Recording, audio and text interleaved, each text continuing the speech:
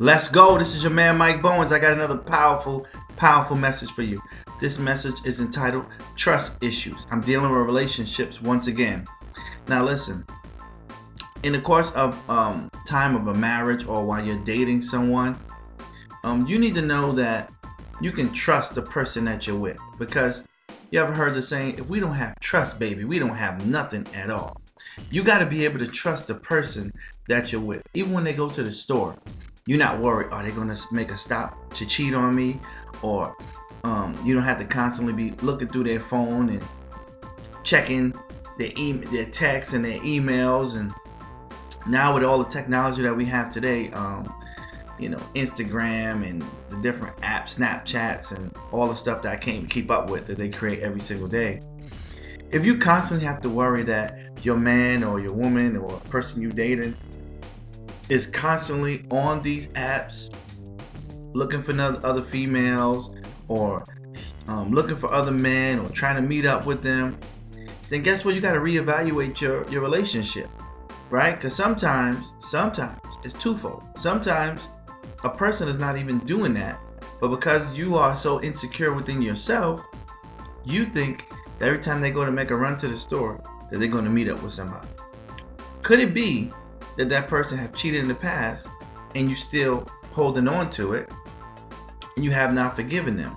Or could it be that person has a history of cheating, right, over and over and over again, so that it makes you feel uncomfortable, which makes you feel like you need to have trust issues because they keep cheating on you over and over and over and over. When you're in a situation like that, you need to reevaluate your relationship and have a serious heart-to-heart, like we like to say, a come to Jesus moment, and have a serious heart-to-heart. Are you going to still be together or are you going to separate? Because faithfulness in a relationship is what builds trust. Faithfulness. Now, can a person know and does a person feel that their heart is safe with you? And vice versa. Does that person feel like their heart is safe? Right? Do you feel like your heart is safe with the person that you're with? And so trust issues are very deep because they're not often seen with the human eye. And if you don't pay attention to them, to what people say in their body language, because sometimes body language speaks more than the words that come out of people's mouths. And it's very subtle, checking a person's phone or going through their wallet, checking the gas mileage. Oh, it don't take you that many miles to go to Walmart. So why you have that many miles on the car? Like, really? We doing that? So trust issues you want to develop with your spouse, and especially if you're dating somebody and you have trust issues, you better run for your life, because you're not even married yet, right? And you're just dating. You're just trying to see if you two are a good match to be married, so get out of that while you can. You got trust issues. Oh no, we're not gonna be together. We're gonna just cut that off at the root.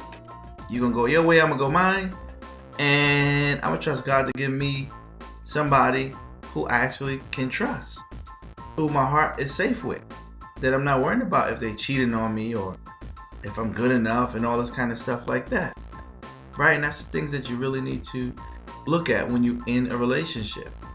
And so now, concerning a married couple, right?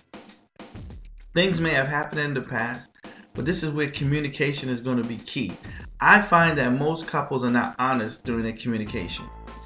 One person will say, this is how you made me feel, but they won't give 100% because they're always trying to save the other person's feelings.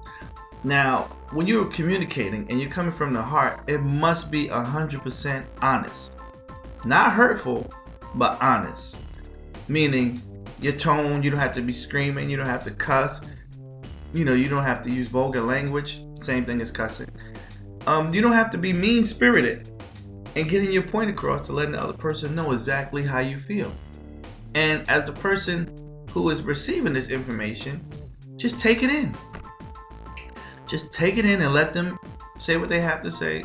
And then after you take it in, now you say what you have to say. And you should be able to come to some sort of resolution. If you cannot, however, that's when you need to go to counseling. Now, you both have to be willing to go to counseling to work out the issues that you have going on inside of you. Those deep emotional issues that the human eye cannot see. You must go to counseling, even go to marriage seminars, whatever it takes that your relationship can be better, whatever it takes. And see, I find that oftentimes you'll have the wife wanting to go to counseling, but her husband's refusing to go. Or, vice versa. Both got to be on the same page in order to make it work, in order to make things better, in order to make things go in a way that will be good for the both of you. And so you got to be willing to make changes. You got to be willing to listen to what the other person is saying and say, you know what, if this is what I'm doing that makes you feel that way, then maybe I need to make an adjustment and change. Now let's go a little deeper. After the person has made the adjustments of doing the things that used to make you feel uncomfortable, and they're not doing it anymore, and you constantly, you're making me feel uncomfortable. I just don't trust you. You're the one that's keeping it going. You're the one that's keeping it going, even when the person have changed, have made visible changes to the human eye that you can see that they're no longer doing what they used to do. They go to work. If they stop at the store, they're calling you. They go home. A person may feel like, well, I'm a grown man. Why I got to do that?